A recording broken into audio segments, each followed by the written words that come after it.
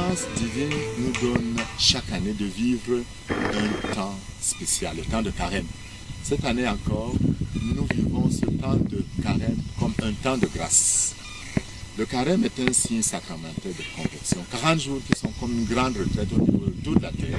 Nous tous nous sommes appelés d'une manière ou d'une autre à vivre une expérience d'intimité personnelle avec Dieu, à essayer de donner le meilleur de nous-mêmes, que chacun de nous puisse dire, est-ce que je peux être un meilleur évêque? Est-ce que je peux être un meilleur prêtre? Est-ce que je peux être un meilleur médecin?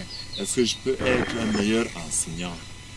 Et entrons donc dans ce temps de carême avec ces quelques 15 idées que j'aimerais vous proposer. Première idée, le mercredi des cendres, 14 février, à tout faire pour recevoir les cendres. C'est la Saint-Valentin. Mais nous allons choisir comme notre meilleur Valentin le Seigneur et nous appliquer à faire ce qu'il veut. Deuxième chose, deuxième idée, traverser le désert. Il faut, comme nous le dit Matthieu chapitre 4 verset 1 à 2, disons, alors Jésus fut amené au désert par l'Esprit pour être tenté par le diable. Il jeûna durant 40 jours et 40 nuits. Le désert représente un temps propice de prière, de remise en cause pour un nouveau départ. Le pape Benoît XVI disait, dans ce désert en tant que croyants, nous avons certainement l'opportunité de faire une expérience profonde de Dieu qui fortifie notre esprit, confirme notre foi, nourrit notre espérance, anime notre charité. On peut être au désert, dans son bureau, dans sa cuisine, au marché. Chacun de nous peut créer ce désert pendant ces 40 jours. Troisième chose, faire pénitence. Faire pénitence, c'est implorer le pardon de Dieu et chercher à tout prix à réparer les fautes commises. C'est le signe de celui qui veut se convertir, changer de vie, se réconcilier avec Dieu, avec les autres et avec soi-même. C'est ça le sens profond de la pénitence. L'autre chose qui est aussi très importante, et c'est le quatrième signe, c'est prier. Nous prions déjà. Le temps de carême doit être pour nous un temps propice pour prier davantage et mieux prier. Cinquième idée, s'abstenir et jeûner. S'abstenir, c'est se priver du superflu et même du nécessaire quelquefois, comme nous le montre le Christ, qui est l'unique bien nécessaire qui comble nos cœurs et nos vies. Cherchons d'abord le royaume des cieux en sachant que le reste nous sera donné de surcroît. S'abstenir de ce qui n'est pas indispensable. S'abstenir de ce qui m'empêche d'être meilleur. Se priver de nourriture. Mais, comme on disait avant, se priver de viande, parce que la viande peut ne même pas la boire. Se priver peut-être de boissons alcoolisées. Se priver de trop téléphoner, se priver de voir toujours ma meilleure série et consacrer ce temps à la prière. Sixième idée, partager, faire commun.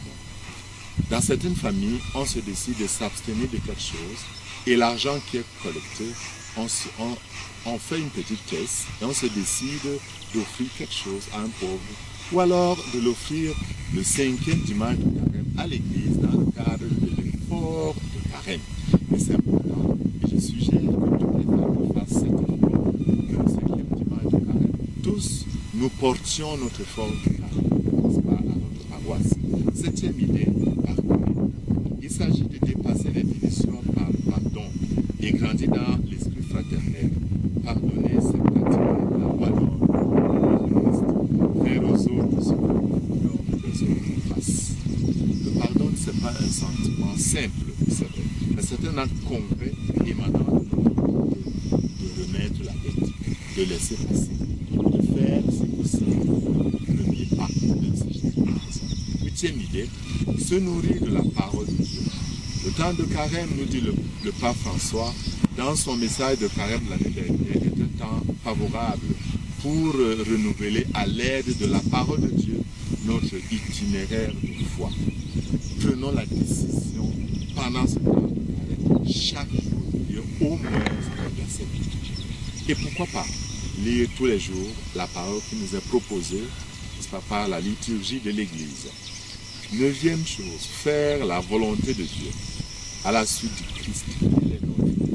Jésus a dit dans Jean chapitre 4, verset 34 et 6, verset 57, faire la volonté du Père, chercher à avoir les mêmes sentiments que le Christ. Imiter ses œuvres, c'est ça la vraie nourriture. Ma nourriture, c'est de faire la volonté de mon Père. Alors, essayons de nous poser cette question. Seigneur, que veux-tu que je fasse? Seigneur, quelle est ta volonté? Dixième idée, s'approcher du Saint-Sacrement. Le Saint-Sacrement est le Christ présent au milieu de nous. Pourquoi ne pas prendre au moins une fois par semaine un jour d'adoration? Mais surtout, je voudrais appeler vivement à ce que nous puissions adhérer pour le carême de cette année à l'invitation du Saint-Père à participer à ce qu'il a appelé 24 heures pour le Seigneur. Ça devrait avoir lieu du vendredi 9 au samedi 10 mars dans toutes les paroisses. 24 heures pour le Seigneur, c'est-à-dire une adoration de 24 heures continuées. Mais on peut avant cette date prendre chaque semaine 30 minutes, 10 minutes, 15 minutes, ou même tous les jours pour ceux qui peuvent, pour adorer Jésus présent au Saint-Sacrement. 11e idée, s'approcher du sacrement de la réconciliation. Comme l'enfant prodigue, comme le chanteur. Oui, je me lèverai et j'irai vers mon Père.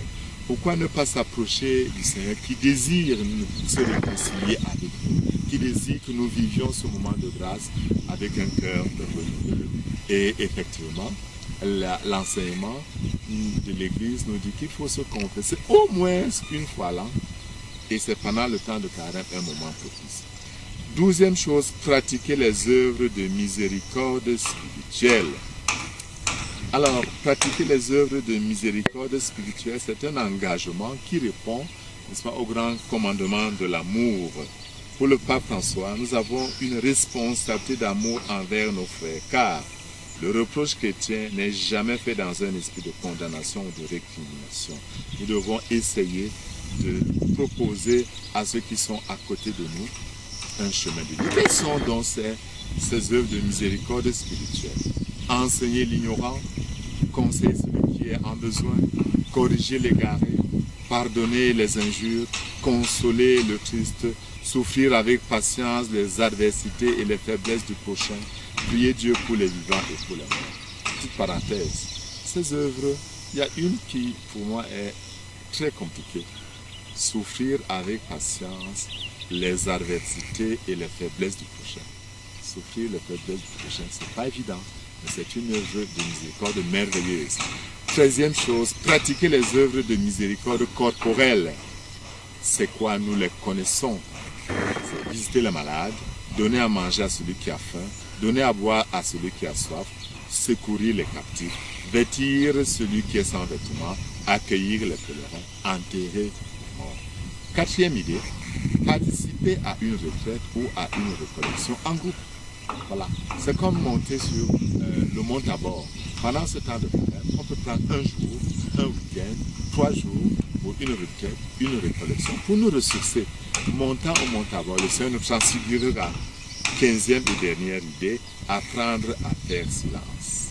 Oui, Dieu nous parle, mais pour qu'il nous parle, pour que nous entendions sa voix, il est indispensable que nous apprenions à faire silence. Pourquoi ne pas essayer de faire silence pendant ce temps de carême? Merci, chers amis. Et puis ce temps de carême soit être pour nous un moment propice, un moment merveilleux de rencontre. Que Dieu vous bénisse.